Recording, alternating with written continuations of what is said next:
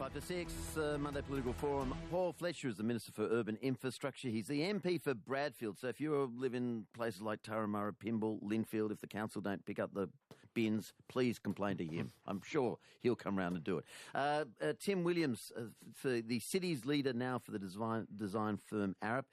He used to be the boss of this committee for Sydney. And the writer and public education activist Jane Caro. Good afternoon. Thank you for coming in.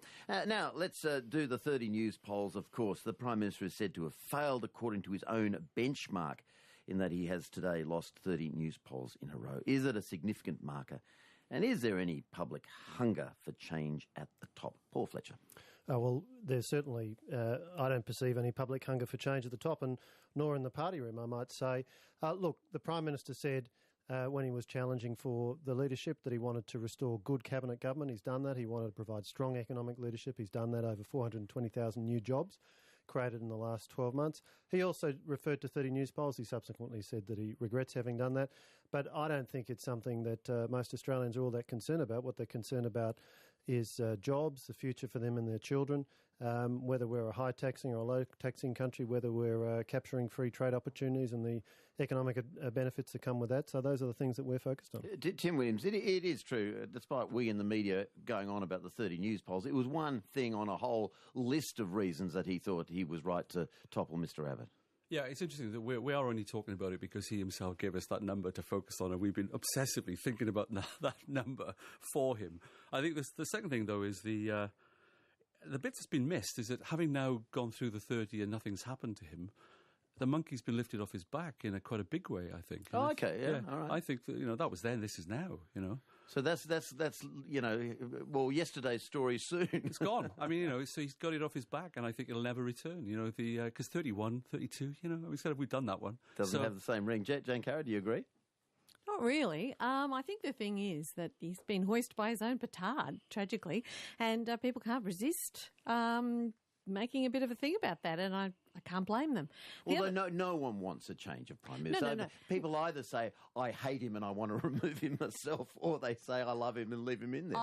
I completely agree with you. They do not want to see a change of the leadership of the Liberal National Party at this time and the Prime Minister being deposed and somebody else brought in. I think, however, we have to recognise that if it's 30 news poll for Malcolm and 30 news polls for Tony, then it's the Liberal National Party that may have the problem rather than the leaders of the Liberal National Party as far as electors are concerned. And I think, therefore, that people, and I mean the polls are saying exactly this is why, these numbers are not moving and haven't really moved, apart from one election where he won by one seat, much at all, is because they are dissatisfied with the kind of government that they're being given. He's still ahead of Bill Shorten as preferred leader, though. Yes, but I don't think that it's about leadership. That's the point. I think it's actually about the kinds of policies and the way that people feel they're being spoken to by their current government. People don't vote people into power anymore. They vote people out of power. And so I think Malcolm Turnbull's problem is he came in, and I think a lot of people had probably too high expectations. And that is always a bad place for a leader to start. If people have high expectations of you, it's highly likely you're going to disappoint them. Bill Shorten may be in a really good position. No one has many expectations of him. If he, as the news polls would currently seem to indicate, wins the next election, he may in fact be in a much better position because people's expectations are more realistic. Paul, Jane's essentially saying the Labor policy, and we've heard a lot of them on negative gearing and all sorts of things, they're chiming with the public mood better than the government's. Well, I think that would be too much of a read. At the end of the day, in the time-honoured political cliche, there's only one poll that counts. And we have seen just recently in South Australia, we saw the polls predicting that Nick Xenophon was going to win quite a number of seats. He was likely to end up as Premier of South Australia. In the result, didn't win any seats, not in the Parliament. So there is a big disconnect between polls and the and the final outcome. That's what matters. But what I would say is, look, Malcolm Turnbull is not a commentator on politics. I'm not a commentator on politics. The Turnbull government, we're not commentators. What we're doing is getting on with delivering strong employment growth and the other things that people expect of us. Paul Fletcher is here, so is Jane Caro and Tim Williams. Now, Circular Quay is Sydney's front door and yet is currently a real mess with ancient ferry wharves, tired buildings. No obvious encouragement for walkers to stroll to nearby attractions such as the Rocks and Botanic Gardens. Transport New South Wales is now gathering views about what should happen there. They plan a big rebuild, but what should be our ambition? Tim Williams. Our ambition should be this is the gateway to the nation, and we should design it as such. I remember being shocked when I first arrived, because I love, the harbour's fantastic, and then you stand by Custom House and look back at the ocean, and I thought to myself 7 years ago when I came, am I supposed to be able to see the sea from this perspective? Because you can't. Because you can't, No. right? And I think it's what we did. You can see a fast food shop. You can wear Ugg boots and see nothing. You can buy great Ugg boots and see nothing else, right? But essentially everybody in the world did that to their harbour. There was a period when people turned their back on the water, on the river. So we're now turning our face to it. What are we going to do? There's a good opportunity. Private sector's doing stuff as well as Transport for New South Wales. AMP's got some great stuff coming. There's quite a lot going to happen there, right? The issue for me is to harvest and leverage all that for a great design. Let me give you one idea. What are we going to do with the Car Hill Expressway? It's actually not. It's not that fundamentally It's not useful. named after the soccer play, even though you want it to be. Is that right? But I think, what are we going to do about it? And I think you could actually make it into a Sydney's High Line. You could just make it into a walkway between Botanical Garden and... What are you going to do with Rocks. the cars? Well, how are you going to get people to the eastern suburbs? Actually, a lot of people have done studies about this stuff, but actually it's not that significant a use for the city. We can find ways around it. Right? What is going to be difficult to actually underground all of it, but actually I think what would be really good is to actually work it out whether we can make a kind of green infrastructure. But there's also, it's not only the Car Hill Expressway that stops you, that interface with the city, it's also the rail system. You can't move that, can you? No, but I think from this perspective, we can improve what we have along. There's lots of money coming. The light rail's going to go along there. I do think there's an opportunity to improve it. I don't think we're ever going to get quite rid of my problem. Can't I see the sea from Custom House?